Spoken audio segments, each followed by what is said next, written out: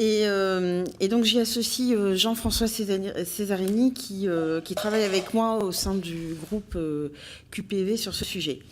Lors de son discours du 22 mai dernier concernant les banlieues, le président de la République a annoncé le lancement du dispositif Cœur de quartier.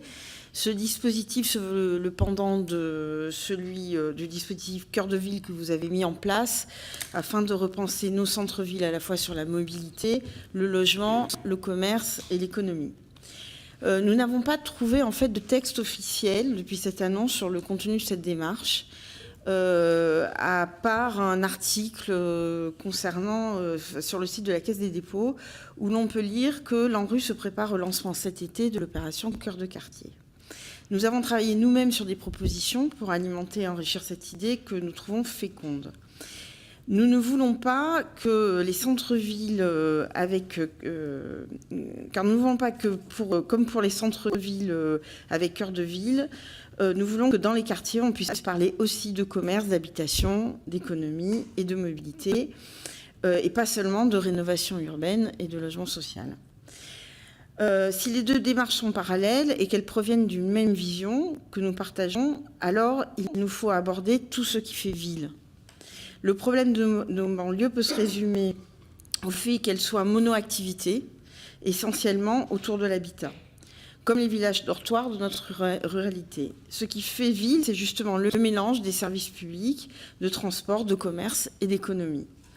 Par exemple, en ce sens, la mission que vous avez initiée sur les coworking et les tiers-lieux en général nous semble très pertinente.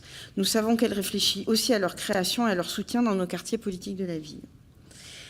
Donc, est-ce que pouvez-vous nous dire, nous détailler ce que revêt donc ce dispositif Cœur de quartier et est-ce qu'il permettra de répondre à toutes les ambitions de nos banlieues et ne pas être seulement, même si c'est important, un dispositif de rénovation urbaine?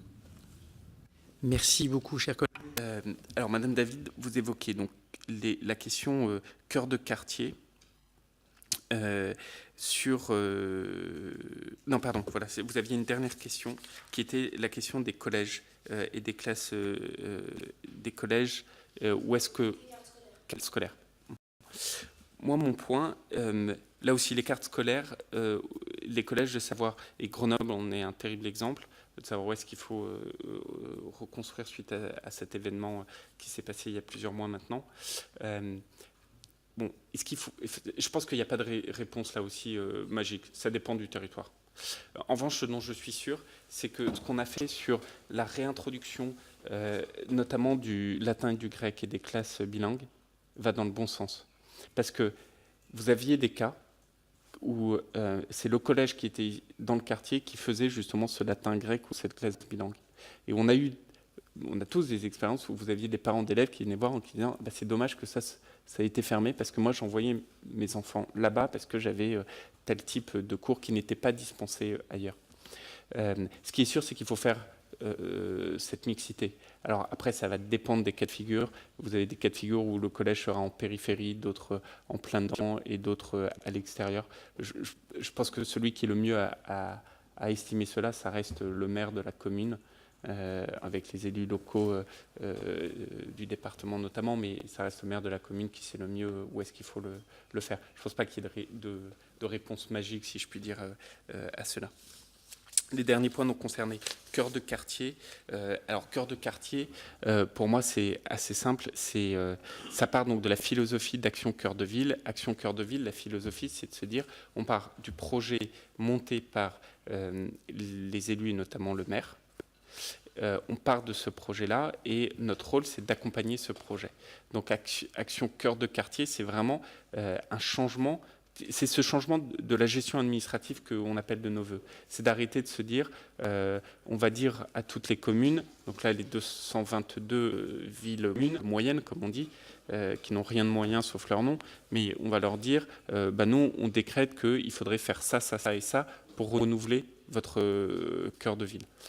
On fait le contraire. On dit quelles sont les villes qui ont un projet et nous, on va accompagner votre projet. Mais par contre, en faisant ça, on responsabilise chacun. C'est-à-dire qu'on dit, nous, on vous accompagne, mais si vous avez un projet. Donc, quel est votre projet et comment on le monte? C'est l'approche programme que j'évoquais tout à l'heure.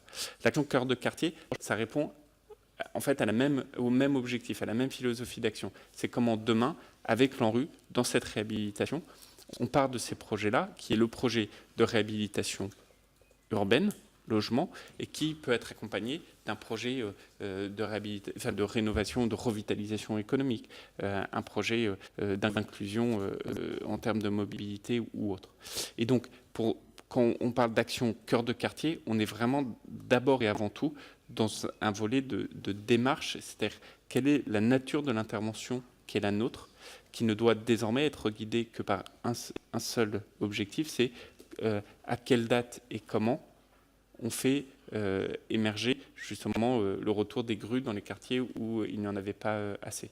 Et donc c'est tout ce que j'évoquais également au début en réponse au rapporteur sur l'accélération des procédures. Donc on est en plein dedans, on est en train d'y travailler avec Action Logement, avec l'ANRU et avec nos services et dans le cadre de la consultation avec les élus locaux que j'évoquais tout à l'heure.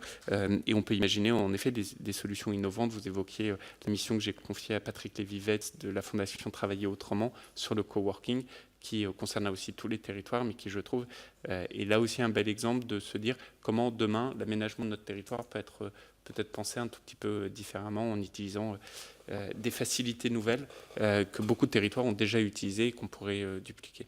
Voilà, j'espère que j'ai répondu à toutes vos questions, que je n'ai pas été trop long dans vos réponses, mais je vous remercie beaucoup